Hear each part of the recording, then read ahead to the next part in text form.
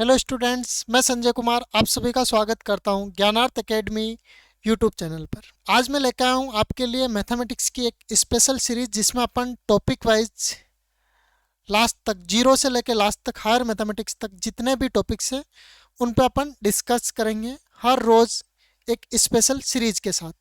अब की मैथ क्यों ज़रूरी है, मतलब मैथमेटिक्स ही क्यों ज़रूरी है, तो आने वाले जितने भी एग्ज़ाम हैं, जैसे अभी आपके सीईटी का रिजल्ट आ जाएगा, उसके बाद में जितने भी एग्ज़ाम आने वाले हैं महीने भर बाद में, एलडीसी हो गया, आपके जूनियर अकाउंटेंट हो गया, फर्स्ट ग्रेड मैथमेटिक्स हो गया जिसके अंदर भी फर्स्ट पेपर में मैथमेटिक्स आता है, इन सब में मैथमेटिक्स है, हर एक में मैथमेटिक्स का पोर्शन है।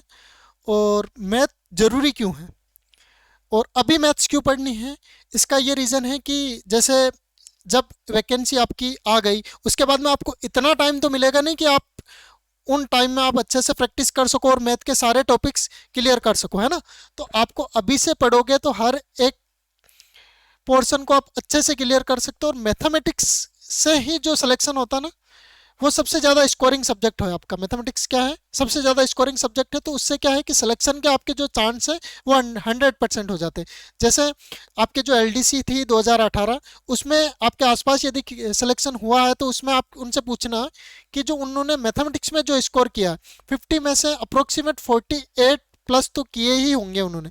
तो इतने क्वेश्चन तो आपको करने ही होंगे, और वो कब कर पाओगे आप, जब आप अभी से रेगुलरली, जैसा अभी आपके पास टाइम है थोड़ा बहुत अच्छा खासा, तो आप अभी से यदि उनको आप रोज प्रैक्टिस करोगे उस टाइप से, जैसे हम आपके लिए स्पेशल सीरीज लेके आएंगे, जैसे फर्स्ट आपके टॉपिक वाइज नंबर सिस्टम हो गया, लास्ट तक जितने भी आपके मैथमेटिक्स के टॉपिक हैं, हर एक टॉपिक पे उसका बेसिक, फिर उस पे क्वेश्चंस, फिर उस पे प्रैक्टिस सेट, इस टाइप से हर रोज़ एक वीडियो लेक्चर मिलेगा। उस टाइप से आपको हम प्रैक्टिस में आपका साथ देंगे। तो आप यदि रेगुलर उसमें जुड़े रहते हैं तो आपको लास्ट मुकाम तक जो आपका टारगेट है वहां तक आपका क्लियर करवाया जाएगा। अब यदि आप इसमें रेगुलर आप प्रैक्टिस करते हैं तो जितने आपके 50 क्वेश्चन आते हैं, मैं अभी आपके लिए एलडीसी को टारगेट लेके चल रहा हूँ, जितने 50 क्वेश्चन आते हैं वो आप पूरे 50 में से 50 भी कर सकते हैं। ऐसा नहीं कि आप आर्ट्स के हो या साइंस के हो, मैटर नहीं करता, आप किसी भी सब्जेक्ट से हो, यदि आप रेगुलर प्रैक्टिस सेट और वीडियो लेक्चर्स वगैरह सारी चीज़ें अभी से तैयार करके चलते हो तो आप लास्ट एग्ज़ाम तक आप पूरा सब कुछ तैयार कर चुके होंगे और उसमें से सारे क्वेश्चन सही कर लोगे। ठीक है, अब मैं एलडीसी को लेके बात करता हूँ, तो आपके इसमें क्या क्या चीज़ें हैं, देखो ये मैंने आपके लिए यहाँ पे मैंने आपके ये लिखा है कि कौन सा सब्जेक्ट आपके कितने मार्क्स का है और कितने क्वेश्चन आने वाले हैं। ठीक है, तो अपने मैथमेटिक्स में आपके यहाँ पे टोटल जो है, इसका टोटल नंबर ऑफ क्वेश्चन है आपके, ये हैं आपके 150। अब 150 में से टोटल देखो, ये मैथमेटिक्स के हो जाएंगे आपके 50 क्वेश्चन, ये 50 क्वेश्चन और ये वाले 50 क्वेश्चन, और इनके टोटल मार्क्स हैं 100। तो आपको जीके, साइंस और मैथमेटिक्स, इसमें मैथमेटिक्स में एप्टीट्यूड में थोड़ी बहुत रीजनिंग के भी एक दो क्वेश्चन आ सकते हैं, तो आपको उस टाइप से इसकी तैयारी करनी है। ठीक है, अब मैथमेटिक्स में अपना इसमें सिलेबस क्या रहने वाला उस पर अपन एक बार बात कर लेते हैं। तो ये अपना एलडीसी का मैथमेटिक्स का सिलेबस है, जो आपका पेपर 1 है। इसमें आपके दो पेपर होते हैं, एक तो जीके मैथ्स और साइंस का, सेकंड पेपर होता है अपने हिंदी और इंग्लिश का। तो ये जो अपने मैथ्स का सिलेबस है उसके लिए है। यहाँ पे आपके वैदिक पद्धति से वर्ग और फिर वर्गमूल, आयतन, ये आयतन नहीं है, यहाँ पे आयतन नहीं है, इसको अपन काट सकते हैं, ये आयतन नहीं है। ठीक है, घन, मूल, और यहाँ पे ये है घन। ठीक है, इस जगह है ये अपना घन। ठीक है, ये आपके 6 अंकों तक है, इससे बड़ा नहीं आएगा आपके। ठीक है, सेकंड है फिर आपके गुणनखंड और गुणन कारक समीकरण दो, यहां से ये जो सारा पोर्शन है ये आपके एडवांस मैथमेटिक्स का है। ठीक है, फिर आइए आपके अनुपात वाला, ये जो है अर्थमेटिक का है, थर्ड वाला पॉइंट, थर्ड वाला पॉइंट अपने अर्थमेटिक का है। अनुपात, यहाँ पे इसकी जगह समानुपात, प्रतिशत, लाभ हानि, साझा, साधारण ब्याज, चक्रवृद्धि ब्याज, और ये छूट या बट्टा, ये अपने अर्थमेटिक का टॉपिक है। ठीक है, वापस से ये जो बिंदु, कोण, रेखा, सरल रेखा, ये आपके एडवांस का है, ये भी आपके एडवांस का है। कोण, मापन, न्यून कोण, ये भी आपके एडवांस का है। और ये लास्ट वाला जो टॉपिक है ये वाला अपना, ये अपने स्टैटिक्स का है। ठीक है, तो ये अपने मैथ्स का सिलेबस रहने वाला है, बहुत ज़्यादा बड़ा नहीं है, लिमिटेड सिलेबस है। और इसमें अपन 50 में से 50 क्वेश्चन एग्जैक्ट सही कर सकते हैं, ठीक है। और पिछली बार वाले एग्जाम में बच्चों ने किए भी हैं बहुत सारे। तो आपको सिस्टमेटिक ढंग से, मतलब जिस टाइप से आपको रेगुलर क्लासेस मिल रही है उसी को आपको रेगुलर डे टू डे, मतलब एक दिन जो पढ़ा है उसको उसी दिन कवर करना है, उस टाइप के क्वेश्चन से सोल्व करने हैं सीट में से। तो आपको डे टू डे आप उस क्वेश्चन करेंगे तो आपका पूरा सिलेबस कवर होता जाएगा। ऐसे नहीं कि आज पढ़ा फिर कल नहीं पढ़ा, तो ऐसे काम नहीं चलेगा, ठीक है। अब अपन इसमें जो टॉपिक है अपना, अभी एडवांस से स्टार्ट करेंगे, एडवांस मैथमेटिक्स से। और एडवांस में अपने हैं गुणनखंड वगैरह। जो वैदिक वाला पोर्शन है उसमें अभी यह है कि जो अपने अभी आरबीएससी में जो बुक्स चल रही है उसमें अपने वैदिक का पोर्शन नहीं है। जब 2018 की वैकेंसी थी उस टाइम अपने वैदिक का पोर्शन था, तो उस टाइम शायद सिलेबस में था। और शायद इस बार जो नया सिलेबस आया उसमें हो ना हो, तो अपन एडवांस मैथमेटिक्स में नंबर सिस्टम से जो सबसे बेसिक है, मैथमेटिक्स पढ़ने के लिए बहुत ज़्यादा जरूरी है, उस टॉपिक से अपन इसको स्टार्ट करते हैं आज की क्लास को।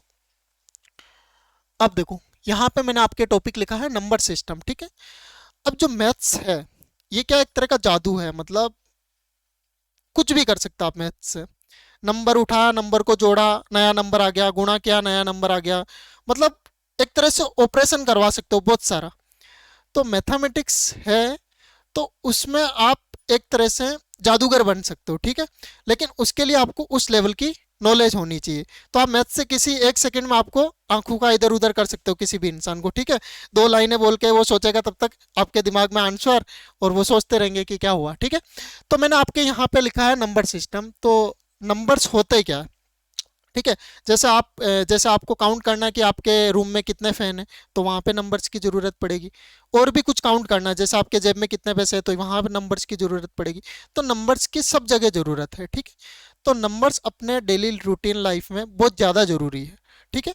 उसी नंबर सिस्टम के लिए इनको अलग अलग पार्ट में डिवाइड किया हुआ है, ठीक है। जैसे मैंने आपको 50 रुपये दिए, तो आपने मेरे से उधार लिए, इसका मतलब क्या हुआ, नेगेटिव आपने लिए, इसका मतलब -50 रुपये, ठीक है। आपके 50 रुपये खो गए, आपके पास 100 रुपये थे उसमें से 50 खो गए, मतलब आप 50 रुपये माइनस, तो ये आपके नेगेटिव नंबर हो गए। पॉजिटिव में जैसे आपके पास 100 रुपये आए, तो ये आप 100 रुपये आज आपने कमा लिए, 500 रुपये आए तो 500 रुपये कमा लिए, इस टाइप से ये हो गया पॉजिटिव। तो मैं इस पर डिस्कस करते देखो क्या है, मैंने यहाँ पे एक डायग्राम बना रखा है, इसको मैं अलग से समझा देता हूँ, ठीक है। जो संख्या होती है, देखो संख्या क्या होती है, संख्या को अलग अलग पार्ट में डिवाइड किया गया है, ठीक है। संख्या कितने टाइप की होती है, जैसे एक तो होता है कि आप डेली लाइफ में रियल में एक सपना देखते हो कि मुझे बंगला खरीदना, मुझे जॉब लगनी है, ये सब आपकी, मुझे अच्छी कार लेनी है, ये होता है आपका रियल सपना जो आप देखते हो। दूसरा होता है कि मुझे एक जैसे नींद में आपको सपना आया, वो नींद में चला गया, तो वो होता है काल्पनिक सपना, ठीक है। एक रियल हो गया, एक इमेजिनरी हो गया।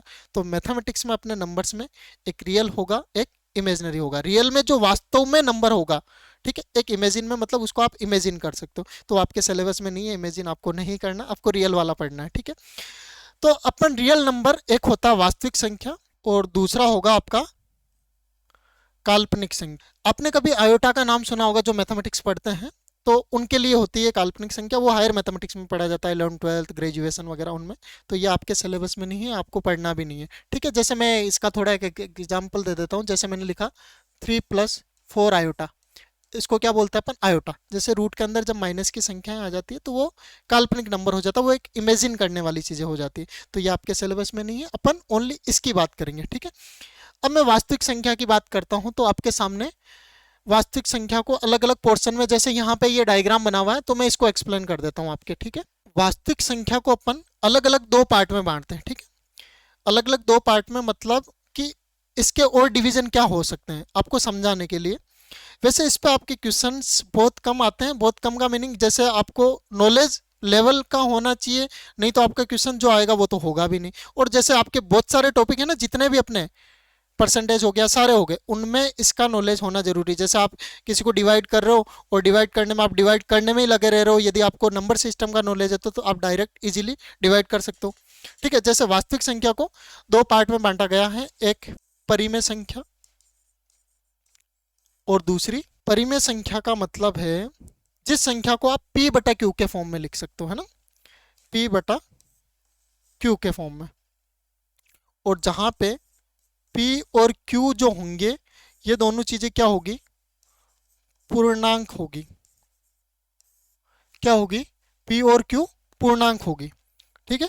और अपरिमेय संख्या होगी, जैसे आपने देखा होगा कि पाई होता है, ये एक अपरिमेय संख्या है आपकी, जैसे पाई हो गया, ये क्या है, अपरिमेय संख्या है। जिस चीज़ की अपन एग्जैक्ट वैल्यू फाइंड नहीं कर सकते, जैसे मैंने √3, अब ये भी क्या है, अपरिमेय संख्या है। √2, ये भी क्या आपकी अपरिमेय संख्या है। जिस संख्या को आप p बाई क्यू के फॉर्म में लिख सकते हो वो परिमेय संख्या है, जिस संख्या को आप p बाई क्यू के फॉर्म में नहीं लिख सकते वो अपरिमेय संख्या है। जिसको लिख सकते हैं वो परिमेय, जिसको नहीं लिख सकते वो अपरिमेय संख्या है। ठीक है। अब इसमें सारी संख्याएं आ जाती है, कौन कौन सी आ जाती है, देखो इसमें कौन कौन सी संख्या आ जाएगी। फर्स्ट, जो पूर्णांक संख्याएं होती है वो आ जाएगी, पूर्ण संख्याएं हैं वो आ जाएगी इसके अंदर। थर्ड, प्राकृत संख्याएं हैं वो भी इसी के अंदर आ जाएगी। और प्राकृत संख्या के बाद में जो फ्रैक्शन वगैरह भिन्न वाली संख्याएं वो भी इसी के अंदर आ जाएगी। दशमलव संख्या सारी इसके अंदर आ जाएगी। तो सारी ये क्या होती है, परिमेय संख्याएं होती है। ठीक है। अब देखो, ये रियल नंबर को दो अलग अलग पार्ट में, रियल नंबर और इमेजिनरी नंबर, अलग अलग से बांटा गया। ठीक है। तो मैं यहाँ पे कुछ एग्जाम्पल लिख रहा हूँ कि आपको ये देखना है कि कौन सा रियल है कौन सा इमेजिनरी है। ठीक है। जैसे अपन ने लिखा 3/7, तो ये क्या हो गया, रियल नंबर हो गया। ठीक है। जैसे मैंने लिखा √7, तो ये भी क्या हो गया, आपका एक रियल नंबर हो गया। ठीक है। जिसको आप p बाई क्यू के फॉर्म में नहीं, जिस टाइप के नंबर में आयोटा नहीं आता वो क्या होता है आपका रियल नंबर, और जिसमें आयोटा आता है वो क्या होता है इमेजिनरी नंबर। ठीक है। अब जैसे मैंने लिख दिया 4 + 3 आयोटा, तो ये क्या हो गया आपका इमेजिनरी नंबर। यदि रूट के अंदर माइनस आ जाता है तो वो भी क्या होता है आपका इमेजिनरी नंबर होता है। ठीक है। रूट के अंदर जैसे मैंने लिख दिया -7, ठीक है, तो ये भी क्या आपका इमेजिनरी नंबर है। ठीक है। इसका आपको ओनली बेसिक थोड़ा बहुत पता होना चाहिए, जो मैंने यहाँ पे ये आपके लिए लिख रखा है। ठीक है। अब देखो, रियल नंबर को अपन ने दो पार्ट में डिवाइड किया था अभी, परिमेय संख्या और अपरिमेय संख्या। परिमेय संख्या जिसको अपन p बाई क्यू के फॉर्म में लिख सकते हैं। ठीक है। जिस संख्या को अपन p बाई क्यू के फॉर्म में लिख सकते हैं वो क्या है, परिमेय संख्या है। p बाई क्यू, क्यू मतलब अंश और हर। अंश और हर दोनों चीजें क्या होनी चाहिए, भिन्न होनी चाहिए, है ना। अंश और हर एक तरह से भिन्न बनाएगी, और वो भिन्न क्या होनी चाहिए, अंश और हर किस में से होना चाहिए, आपके पूर्णांक में से। अभी पूर्णांक बताऊंगा मैं, पूर्णांक नंबर में से होना चाहिए। ठीक है। और अपरिमेय संख्या जिसको p बाई क्यू के फॉर्म में नहीं लिखा जा सकता। ठीक है। इस टाइप के नंबर क्या होंगे आपके, अपरिमेय संख्या होगी। दोनों टाइप क्लियर हो गए, एक परिमेय संख्या होगी और एक अपरिमेय संख्या होगी। ठीक है। देखो ये एक फ्रैक्शन लिखा हुआ, जैसे मैंने एक नंबर लिखा 3, तो अब इस 3 को p बाई क्यू फॉर्म में कैसे लिखेंगे, इसके अपॉन में यदि मैंने 1 लगा दिया तो ये देखो, ये इसका p हो गया, ये इसका q हो गया, तो 3/1 अपने आप में क्या हो गया, एक परिमेय संख्या हो गई। ठीक है। 0 भी एक परिमेय संख्या होती है। ठीक है। बहुत बार एमसीक्यू क्वेश्चन में आता है ये आपके एग्जाम में। और ठीक है, इसके अंदर और आप एग्जाम्पल लिख सकते हो, पाई। पाई की जो वैल्यू होती है 3.14, ये क्या है, एक अपरिमेय संख्या है। ठीक है। यह 3 है। और इसमें जो 22/7 है, जो पाई की एग्जैक्ट वैल्यू होती है ना, वो 3.14 ही होती है, 22/7 नहीं होती है। ठीक है। तो ये सारी परिमेय संख्या हो गई, ये सारी अपरिमेय संख्या हो गई। ठीक है। अब देखो, दशमलव संख्याएं होती है ना, कि डेसिमल में जो नंबर दे रखे होते हैं उसमें कौन कौन से होते हैं, 3 टाइप के होते हैं। देखो, एक होता शांत दशमलव, ठीक है, एक होता अशांत दशमलव। शांत दशमलव मतलब जैसे आपने 5 में 2 का भाग दिया, जैसे मैंने 5 में 2 का भाग दिया तो कितना आ गया, 2.5। मतलब 5 में मैंने 2 से भाग देने पे कितना आ गया, 2.5। मतलब पॉइंट के बाद में डिवीजन अपना खत्म हो गया, पॉइंट के बाद में डिवीजन खत्म हो गया। तो जो पॉइंट के बाद में डिवीजन खत्म हो गया तो अपन इसको क्या बोलेंगे, अपन शांत दशमलव प्रसार। क्या बोलेंगे इसको, शांत। मतलब पॉइंट के बाद में डिवीजन खत्म हो गया तो इसको अपन बोल देंगे शांत दशमलव प्रसार। एक होता अशांत। अशांत में जैसे 2 टाइप है, क्या है, अशांत के 2 टाइप, एक आवर्ती और अनावर्ती। क्या होगा, एक तो आवर्ती दशमलव प्रसार, एक अनावर्ती दशमलव प्रसार। ठीक है। अशांत आवर्ती, अशांत अनावर्ती। आवर्ती का मतलब जैसे आप भाग दे रहे हो एक में तीन का, एक में जब अपन तीन का भाग देते हैं तो क्या आता है अपने पास में 0.3333 इस टाइप से, है ना। क्या आता है 0.333 इस टाइप से आता है। तो ये क्या बन गया अपने अशांत आवर्ती। आवर्ती का मीनिंग देखो, जीरो के बाद में 0.333 रिपीट हो रहा है ना, तो ये 3 की आवर्ती हो रही है। तो अपन इसको क्या लिख सकते हैं 0.3 पे बार। तो इस टाइप का जो प्रसार होगा उसको अपन क्या बोलेंगे अशांत आवर्ती। अनावर्ती वाले में जैसे मैंने एक नंबर लिखा 1.37694, ये इनफाइनाइट तक जाया जा रहा है, इसमें कुछ भी रिपीट नहीं हो रहा है, तो इसको क्या बोलेंगे अपन अशांत अनावर्ती। ठीक है। अब दो चीज, ये जो शांत है और जो अशांत के अंदर जो आवर्ती वाला है, ये वाली चीज है, ये और ये दोनों, इसको मैंने अलग रखा है। ये दोनों किस में आते हैं परिमेय संख्या, ये दोनों क्या होती है परिमेय संख्या। और ये वाली जो होती है ये क्या होती है अपरिमेय संख्या। ये क्या होती है अपरिमेय संख्या। परिमेय संख्या में एक तो शांत दशमलव प्रसार होगा और दूसरा अशांत आवर्ती दशमलव प्रसार होगा। ठीक है। और अपरिमेय संख्या के अंदर अशांत अनावर्ती, जिसमें आवर्ती नहीं होगी, तो वो किस में आ जाएगा अपरिमेय संख्या के अंदर। परिमेय संख्या में एक तो शांत होगा, दूसरा अशांत आवर्ती, और अपरिमेय संख्या में अशांत अनावर्ती। ठीक है। और यहाँ पे देख लो, ये इसमें ये अलग पोर्शन है, ये आपका अलग पोर्शन है। ठीक है। अब जितने भी सारे इंटीजर से पूर्णांक संख्या हैं वो क्या है परिमेय संख्या है। ठीक है। और जितने भी आपके प्राकृत संख्या है वो भी क्या है परिमेय संख्या है। ठीक है। अब नेक्स्ट पेज पे चलते हैं अपन। इंटीजर्स, इनको आपने दो अलग अलग टाइप से डिवाइड कर रखा है। देखो क्या है, जैसे मैंने ये लिखा 0 1 2 3 4, ये इस टाइप से हैं। और इस साइड है आपके -1 -2 -3, ये इस टाइप से। ठीक है। ये सारे क्या आपके पूर्णांक, क्या है ये पूर्णांक। अब इसको दो अलग अलग टाइप में बांटा गया है, एक नेगेटिव इंटीजर्स और एक पॉजिटिव। ये आपके ऋणात्मक हैं और ये नॉन नेगेटिव नंबर है। ठीक है, जो ऋणात्मक नहीं है। तो 0 1 2 3 4 ये क्या है ऋणात्मक नहीं है। और ये वाले जो ऋणात्मक है वो कौन कौन से हैं आपके -1 -2 -3 और -4, इस टाइप से ये इनफाइनाइट तक। ठीक है। 0 नेगेटिव भी नहीं है पॉजिटिव भी नहीं है, बीच में है। ठीक है। अब एक दूसरी चीज, ये जो बना है सेट 0 1 2 3 4, इसको अपन बोलते हैं पूर्ण संख्या। क्या बोलते हैं पूर्ण संख्या। और इंटीजर को अपन डिफाइन करते हैं जेड और आई से। ठीक है, जेड और आई से। और ये नेगेटिव नंबर। अब इस नंबर लाइन में इस टाइप से यदि अपन जैसे जैसे इधर चलेंगे तो क्या होगा संख्या बड़ी होती जाएगी। 0 से बड़ा 1 है, 1 से बड़ा 2 है, 2 से बड़ा 3 है। और जैसे -3 से बड़ा कौन है -2, -2 से बड़ा कौन है -1, इस टाइप से है। ठीक है, ये आपको पता होना चाहिए। अब इसमें से सम और विषम, देखो ऊपर टॉपिक आपका लिखा है पूर्णांक, पूर्णांक में से सम और विषम देखना है। सम क्या होता है 2 से पूरा पूरा भाग जाता है, तो सम हो गया। और 2 से पूरा पूरा भाग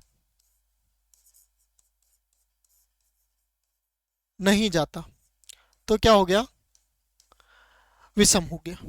ठीक है, यदि 2 से पूरा पूरा भाग जा रहा है तो सम हो गया, यदि 2 से पूरा पूरा भाग नहीं जा रहा तो वो क्या हो जाएगा विषम हो जाएगा। ये किसकी बात कर रहे हैं पूर्णांक में से जिस संख्या में 2 का पूरा पूरा भाग जाता है उसको अपन सम कहेंगे, जिसमें 2 का भाग पूरा पूरा नहीं जाता उसको अपन क्या बोलेंगे विषम कहेंगे। ठीक है, जैसे में इसमें संख्या आ जाएगी आपके 2 हो गई, 4 हो गया, 6 हो गया, 8 हो गया, और इधर 0 हो गया, इधर -2 हो गया, और इधर -4 हो गया। ये सारे नंबर जो 2 से भाग जा रहे हैं ये क्या हो गए आपके सम संख्या हो गई। जिसमें 2 का भाग नहीं जाता वो क्या हो जाएंगे, विषम हो जाएंगे। जैसे 1 हो गया, 3 हो गया, 5 हो गया, 7 हो गया, ये सारे क्या है, विषम। ठीक है।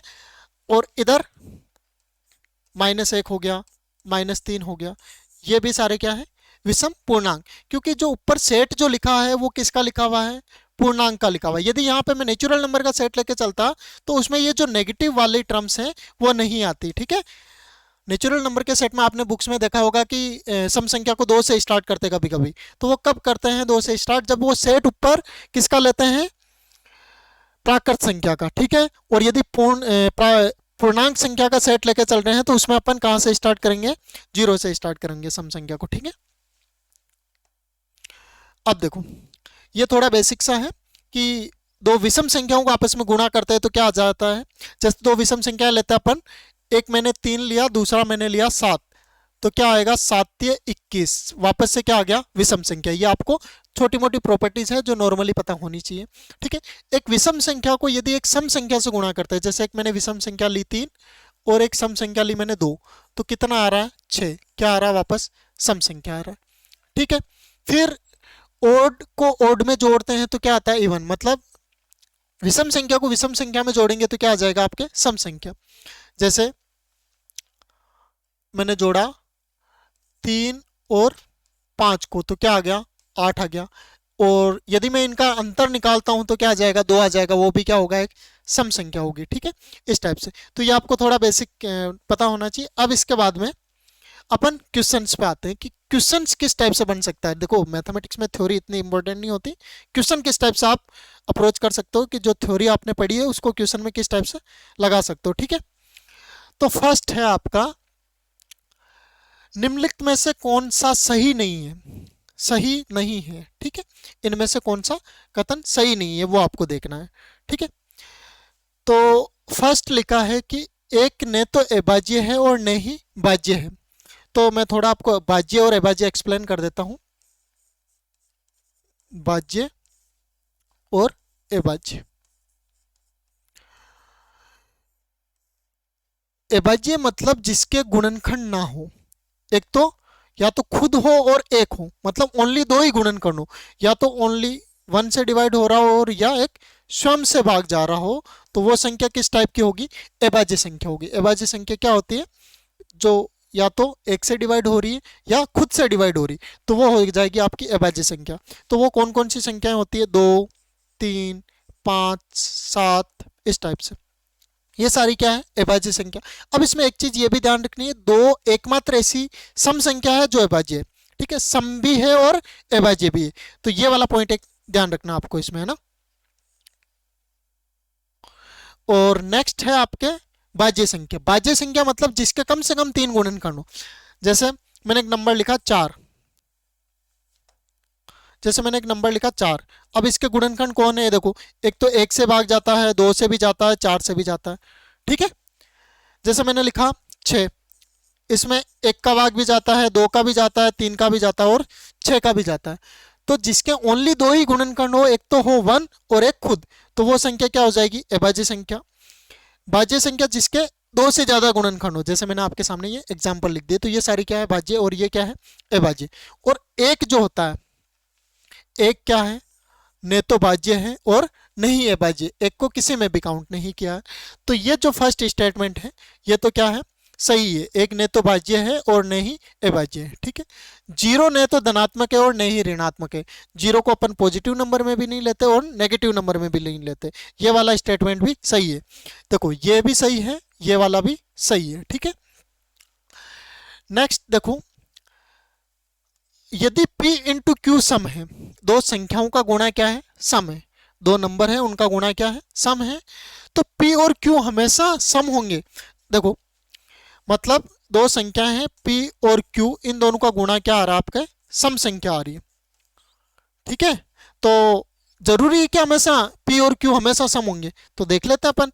जैसे मैंने 4 को 8 से गुणा किया, कितना आ रहा है, 32 आ रहा है। ये भी सम, ये भी सम और ये भी सम। लेकिन चेंज करके भी देख लेते हैं, मैंने 4 को 3 से गुणा किया तो कितना आ रहा है, 12। देखो ये सम, ये भी सम, गुणा क्या आ रहा है, सम आ रहा है। तो जो थर्ड वाला ऑप्शन है वो क्या है, गलत है ना। और लास्ट एक चेक कर लेते हैं कि root two is an irrational number. Root two एक अपरिमेय संख्या। अब देखो, अभी अपन ने अपरिमेय पढ़ी थी, तो अपरिमेय संख्या क्या होती है? यदि रूट के अंदर कोई भी अभाज्य संख्या आ जाती है तो वो हमेशा क्या होती है? अपरिमेय संख्या होती है। ठीक है, जैसे रूट के अंदर 2 आ गया, रूट के अंदर 3 आ गया, रूट के अंदर 5 आ गया, रूट के अंदर 7 आ गया, तो ये सारी संख्याएं क्या हो जाएगी? अपरिमेय संख्या हो जाएगी। ठीक है, ये भी आपको ध्यान रखना है। तो ये वाला स्टेटमेंट भी राइट है। ऑप्शन 3 है जो आपका नॉट करेक्ट है, ये इनकरेक्ट स्टेटमेंट है। ठीक है, तो ये इसका आंसर हो जाएगा थर्ड वाला। नेक्स्ट क्वेश्चन पे चलते हैं अपन। अब देखो, यदि n एक प्राकृत संख्या है तो रूट n है। n आपको कोई एक नंबर दे रखा है, तो रूट n क्या होगा? तो देखो, मैं थोड़ा आपको समझा देता हूं कि प्राकृत संख्या, जैसे प्राकृत संख्या होती है वो उनका सेट होता है आपका 1 2 3 4, कहाँ तक है ये? इनफाइनाइट तक। ठीक है, सेट के अंदर इनफाइनाइट को नहीं लिखते, क्योंकि अपन इनफाइनाइट को इमेजिन कर सकते हैं ना, वो एक कोई नंबर तो है नहीं। तो ये प्राकृत संख्या हो गई। उसके बाद में होती है आपकी पूर्ण संख्या। पूर्ण संख्या में क्या आता है आपके? 0 1 2 3। अब देखो, इन दोनों में इतना सा डिफरेंस है कि पूर्ण संख्या में 0 आ गया और प्राकृत संख्या में 0 नहीं था। पूर्ण के बाद में आता आपका पूर्णांक संख्या। पूर्णांक संख्या जो अभी आप देख ही रहे थे, -2 -1 0 1 2, ये सारे क्या है? पूर्णांक संख्या है। ठीक है, अब इसमें से सम विषम वगैरह जो होती है वो अपन देखते हैं। और ये जो तीनों होते हैं, देखो ये चीज इसके अंदर आ गई, ये वाली चीज इसके अंदर आ गई। ठीक है, और ये सारी किस में आ जाती है? परिमेय संख्या के अंदर। ठीक है, फर्स्ट वाला देखो कि रूट एन, एन क्या दे रखा आपको? Natural number. यदि मैं इसका रूट निकालता हूं तो वो हमेशा प्राकृत संख्या आएगी क्या? जैसे मैंने रूट 2 निकाला तो प्राकृत संख्या तो नहीं आ रही। रूट 2 क्या था? अभी अपन ने देखा था अपरिमेय संख्या। लेकिन रूट 4, यदि मैं रूट 2 निकालता हूं तो ये तो आ गई आपकी अपरिमेय संख्या आ गई, है ना। और ऐसे यदि मैं रूट 4 निकालूं तो रूट 4 क्या आपकी? रूट 4 की वैल्यू कितनी आती है? 2। और 2 क्या अपनी एक परिमेय संख्या है। ठीक है, तो फर्स्ट वाला स्टेटमेंट अपना एग्जैक्ट नहीं है, जो बिल्कुल करेक्ट होना चाहिए वैसा नहीं है। ठीक है, सेकंड लिखा कि हमेशा एक परिमेय संख्या। हमेशा परिमेय संख्या भी नहीं आ सकती क्योंकि अपरिमेय भी आ रही। ठीक है, हमेशा एक अपरिमेय संख्या, हमेशा अपरिमेय भी नहीं आ सकती। क्यों? क्योंकि देखो यहाँ पे अपने परिमेय भी आई। तो जो लास्ट वाला ऑप्शन है कि या तो एक प्राकृत संख्या आएगी या एक अपरिमेय संख्या आएगी, तो ऑप्शन डी इसका क्या हो जाएगा? अपना राइट आंसर हो जाएगा। क्योंकि देखो दोनों चीजें आ रही थी ना, जैसे ये अपना जो 2 आया है, ये 2 क्या है? परिमेय संख्या है। 2 एक प्राकृत संख्या भी है। ठीक है, प्राकृत संख्या है तभी तो परिमेय संख्या है। ठीक है, तो ये ऑप्शन बी राइट है, बट जो ये लास्ट वाला है ये अपना क्या है? एग्जैक्ट राइट है। ठीक है, अब नेक्स्ट वाला क्वेश्चन देखते हैं अपन। Which one of the following is correct? इसमें आपको बताना है कि कौन सा एक करेक्ट है। ठीक है, decimal expansion of a rational number is terminating. मतलब कि जो रेशनल नंबर है, परिमेय संख्या है, इनको मैं हिंदी में लिख देता हूं। फर्स्ट है परिमेय संख्या का जो दशमलव प्रसार होता है शांत होता है।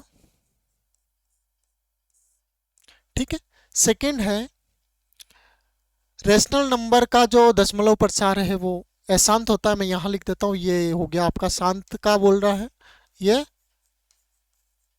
अशांत का बोल रहा है। Decimal expansion of irrational number is terminating, कि इरेशनल नंबर का किसके लिए बात कर रहा है? अपरिमेय संख्या का दशमलव प्रसार क्या बता रहे हैं? शांत। ठीक है, लास्ट वाला देखो, decimal expansion of irrational number is non terminating non repeating. हाँ, ये लास्ट वाले में देखो अपन ने क्या पढ़ा था कि जो अपरिमेय संख्या होगी, जो उसका दशमलव प्रसार क्या होगा? अशांत अनावर्ती। क्या होगा? अशांत अनावर्ती। अपरिमेय संख्या का दशमलव प्रसार हमेशा क्या होगा, अशांत अनावर्ती, और जो परिमेय संख्या होगी उसका दशमलव प्रसार शांत और शांत के साथ में अशांत आवर्ती। ठीक है, तो इसका ऑप्शन डी आपका करेक्ट हो जाएगा। Decimal expansion of N irrational number is non terminating non repeating, कि अशांत अनावर्ती होता है किसका, अपरिमेय संख्या का। ठीक है, नेक्स्ट। अब देखो कि नेचुरल नंबर को किस टाइप से दो पार्ट में डिवाइड किया गया, जो अभी अपन क्वेश्चन में देख रहे थे वैसा ही है। जो प्राकृत संख्या है उसको दो पार्ट में डिवाइड किया है। प्राकृत संख्या, प्राकृत संख्या का सेट आपका ये होता है 1 2 3 4 5, इस टाइप से, कहाँ तक, ये इनफाइनाइट तक। ठीक है, अब प्राकृत संख्या को एक तो भाज्य संख्या और दूसरी अभाज्य संख्या। ठीक है, तो भाज्य संख्या में मैंने अभी आपको समझाया था कि उसमें किसका भाग जाता है, एक तो सम का और या एक का। यदि इन दो संख्याओं का ही भाग जाता है तो वो संख्या क्या हो जाएगी आपकी, अभाज्य संख्या। ठीक है, अभाज्य संख्या में क्या होता है, जिस संख्या में या तो स्वयं का भाग जा रहा है और या एक का जा रहा है, तो वो संख्या क्या हो जाएगी, अभाज्य। लिखा हुआ है ना, जैसा वर्ड है इसका, क्या है, अभाज्य। तो अभाज्य संख्या जिसमें या तो खुद का भाग जाता हो या एक का भाग जाता हो, तो ये इस टाइप की संख्या को अपन अभाज्य संख्या कहते हैं। अब अभाज्य संख्या कौन कौन सी होती है, देखो 2 होगी, 3 होगी, 5 होगी, 7 होगी। अब देखो 8 8 में भाग जाता है 2 का 4 का, 9 में 3 का जाता है, 10 में 2 का 5 का जाता है। ठीक है, 11 11 में भाग नहीं जाता। फिर उसके बाद में 13, उसके बाद में 17, उसके बाद में 19, इस टाइप से। ये कितनी सारी संख्याएं हैं, इनफाइनाइट, अनंत, बहुत सारी संख्याएं हैं जिसको अपन काउंट नहीं कर सकते। ठीक है, इतनी सारी अभाज्य संख्याएं हैं। और दूसरी भाज्य संख्या जिसमें खुद का भी जाता हो, एक का भी जाता हो और उसके अलावा भी किसी और का जाता हो, तो वो हो जाएगी आपकी भाज्य संख्या। ठीक है, और इसमें आपको एक चीज ध्यान रखनी कि दो एकमात्र सम अभाज्य संख्या और सबसे छोटी अभाज्य संख्या है। ये जो 2 है ना, 2 के बाद में कोई भी ऐसी संख्या नहीं आएगी जो सम भी हो और अभाज्य भी हो। ठीक, तो दो एकमात्र सम संख्या भी है और अभाज्य संख्या भी है। बाकी सारी ये सारी संख्याएं क्या है, विषम संख्या है। ठीक है, और अभाज्य संख्याओं में ओनली एकमात्र ऐसा पेयर है जो ये वाला है, 3 5 और 7।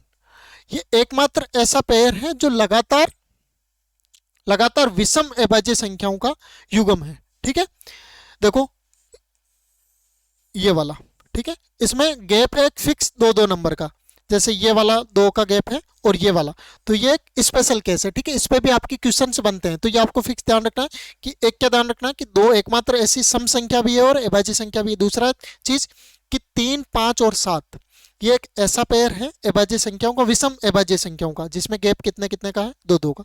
बाद में ऐसा कोई भी पेयर नहीं होगा। ठीक है, अब जो प्रत्येक अभाज्य संख्या होती है ना, उसको एक फिक्स क्या है, 6k या n कुछ भी कह लो, 6k प्लस माइनस 1, इस रूप में लिख सकते हैं। जैसे कोई भी अभाज्य संख्या, जैसे आप अपनी इच्छा से कोई सा भी नंबर लेके उसको ये चेक कर सकते हो कि उसको किस टाइप से लिख सकते हैं अपन, 6k प्लस माइनस 1 के रूप में। जैसे मैं आपको एक एग्जांपल लेके दिखाता हूँ, जैसे ये वाला नंबर ऊपर ने उठाया, कितना है, 13। 13 को 6k में कैसे लिख सकते हैं, 6 × 2 कितना हो गया, 12 प्लस 1 13। तो ये देखो, ये आपका 6 हो गया, ये आपका k हो गया, ये प्लस माइनस में से एक लेना था, प्लस और 1। तो इस टाइप का जो भी नंबर होगा वो सारा क्या होगा, अभाज्य संख्या होगी। ठीक है, हर एक अभाज्य संख्या को इस टाइप से लिख सकते हैं। लेकिन दूसरी चीज, यदि कोई भी नंबर है जिसको अपन इस टाइप से लिख सकते हैं, तो वो जरूरी नहीं है कि अभाज्य संख्या हो। जैसे मैंने एक एग्जांपल लेता हूं आपके सामने, 25 को मैं क्या लिख सकता हूं, 6 चौके 24 प्लस 1। लेकिन 25 अभाज्य संख्या है क्या, नहीं है। तो आपको एक चीज क्या ध्यान रखनी है कि अभाज्य संख्या को अपन 6k प्लस माइनस 1 के रूप में लिख सकते हैं, लेकिन हर एक नंबर जो 6k प्लस माइनस 1 के रूप में लिखा जा सकता, वो जरूरी नहीं है अभाज्य संख्या हो। तो ये आपको स्पेशली याद रखना है, ठीक है। इस पे भी आपको स्टेटमेंट टाइप के क्वेश्चंस आते हैं, ठीक है। और अब एक चीज ये भी आपको ध्यान रखना है, प्राइम नंबर्स कितने होते हैं। तो 1 से लेकर 50 तक होते हैं 15। 1 से लेकर 50 तक कितने प्राइम नंबर होते हैं, कितनी अभाज्य संख्याएं होती हैं, 15 अभाज्य संख्या होती है। फिर 50 से लेकर 100 तक कितनी होती है, 10 होती है। 50 से लेकर 100 तक 10 संख्याएं होती है। और फिर 1 से लेकर 100 तक, देखो यहां से लेकर यहां तक कितनी हो गई, टोटल 25 हो गई। अब ये जो नेक्स्ट की दोनों चीजें हैं, आजकल क्या पूछे जाने लग गया एग्जाम में, तो यह भी आपको ध्यान रखना है। 1 से लेकर 200 तक कितना हो जाएगा, 46। और 1 से लेकर 1000 तक 168।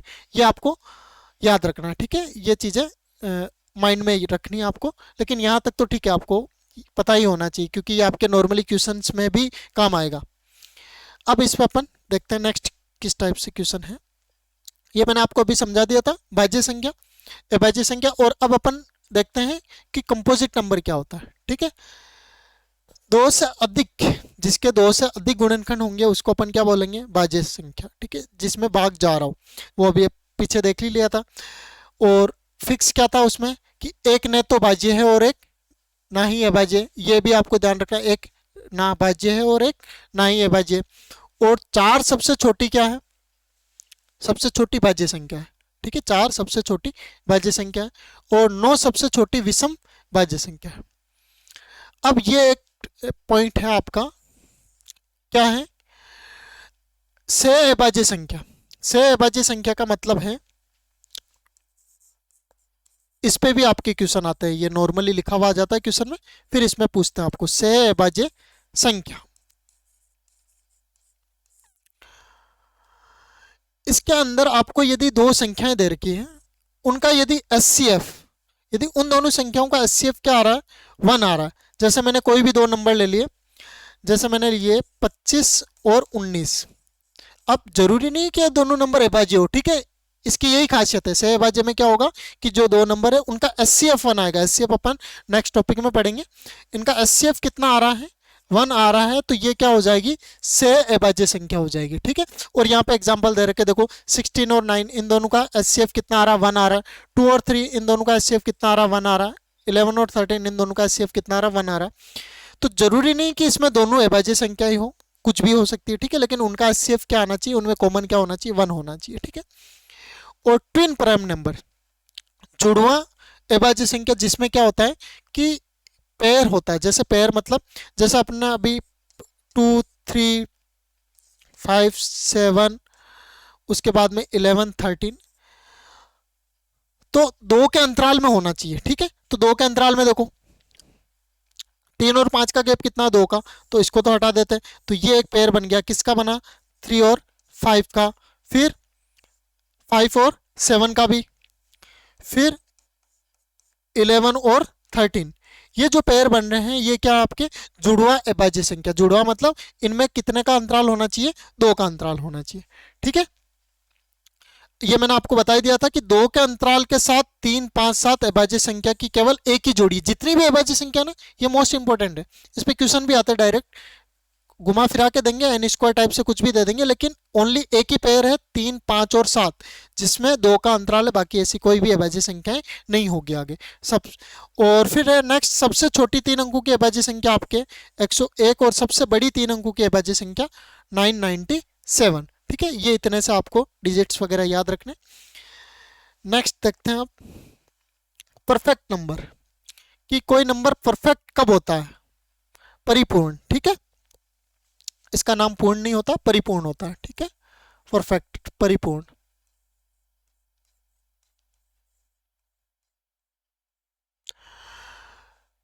यदि उसके जो फैक्टर्स होते हैं, ये आपके एक टॉपिक भी है गुणनखंड वाला, फैक्टर्स मतलब जिसका भाग जाता हो उसमें, ठीक है। यदि सभी गुणनखंडों का योग उस संख्या के बराबर हो तो उसे पूर्ण संख्याएं कहते हैं। लेकिन उस संख्या को खुद को छोड़ना है, जैसे 6 लिया मैंने, अब इसमें किस किस का भाग जाता, एक तो 1 का जाता, एक 2 का जाता, एक 3 का जाता और एक 6 का जाता है। लेकिन इसको 6 को छोड़ना। अब देखो 1 को, 2 को और 3 को जोड़ने पे वापस कितना आ रहा है, 6 आ रहा है, वापस यही संख्या आ रही है, तो 6 अपने आप में क्या है, परफेक्ट नंबर है। 6 क्या हो जाएगा आपका परफेक्ट नंबर। क्या है, वापस से देखो, कोई भी नंबर परफेक्ट नंबर कब होता है, जब उसके फैक्टर्स को अपन वापस ऐड करते हैं, लेकिन संख्या को खुद को छोड़ना है, ठीक है। फैक्टर्स को वापस यदि अपन ऐड करते हैं तो वो संख्या वापस आ जाती है, उनका जोड़ से वापस संख्या आ जाती है, तो वो क्या हो जाएगी, आपकी परफेक्ट नंबर हो जाएगी, ठीक है। जैसे ये एक और एग्जांपल दे रखा 28। अब नेक्स्ट अपन क्वेश्चंस पे आते हैं। नेक्स्ट क्वेश्चन है आपकी, यदि n स्क्वायर एक पूर्ण घन संख्या है तो निम्नलिखित में से कौन सा कथन सत्य है। देखो, ये अपन ने सारे नंबर्स पढ़ लिए। अब इन नंबर्स पे किस टाइप के क्वेश्चंस बन सकते हैं, जितने भी टाइप के, आपको एलडीसी नहीं, उससे हायर लेवल का भी यदि कोई एग्जाम पास करना है, सीजीएल हो गया, सीएचएसएल हो गया, सीडीएस लेवल तक का, उस टाइप के सारे क्वेश्चंस अपन इसके नेक्स्ट लेक्चर में करेंगे। किस टाइप के जितने भी क्वेश्चन बन सकते हैं वो अपन नेक्स्ट लेक्चर में करेंगे, ठीक है। Thank you.